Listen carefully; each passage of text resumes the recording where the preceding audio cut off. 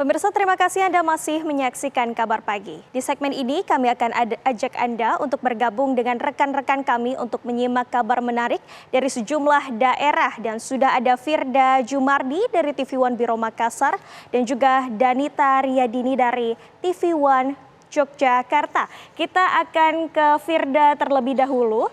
Firda, selamat pagi. Ada informasi menarik apa dari Makassar? Silahkan dengan laporan Anda.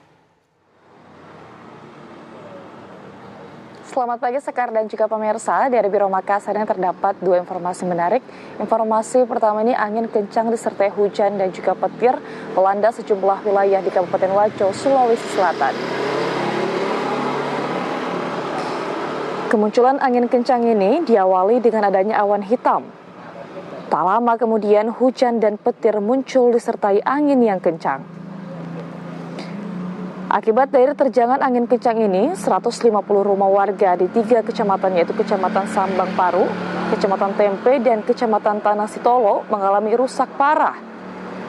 Dari 3 kecamatan tersebut, Kecamatan Tanah Sitolo yang mengalami kerusakan paling parah.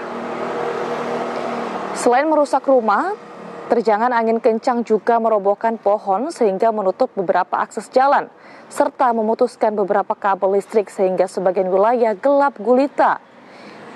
Hingga kini pihak pemerintah masih melakukan pendataan di lokasi.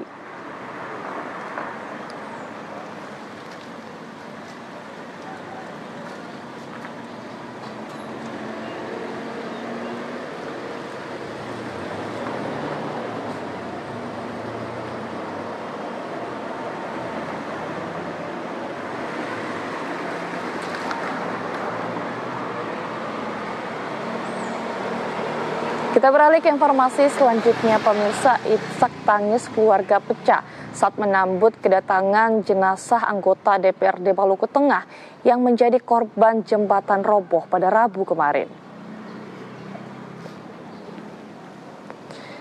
Usai dimandikan dan disolatkan di masjid dekat kediamannya, jenazah telah dimakamkan di tempat pemakaman umum Muslim Kota Masohi, Maluku Tengah, Maluku pada Kamis siang.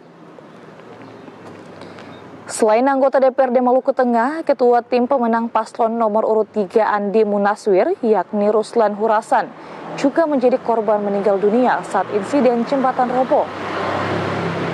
Saat ini, jumlah korban yang meninggal dunia bertambah menjadi 8 orang atas insiden ambruknya jembatan Pulau Hatta, Maluku Tengah.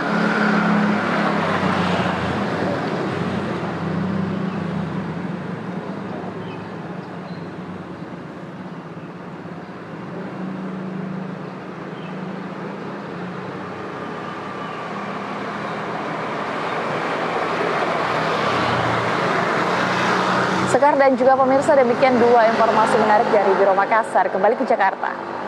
Baik, terima kasih Firda Jumardi mengabarkan langsung dari TV One Biro Makassar.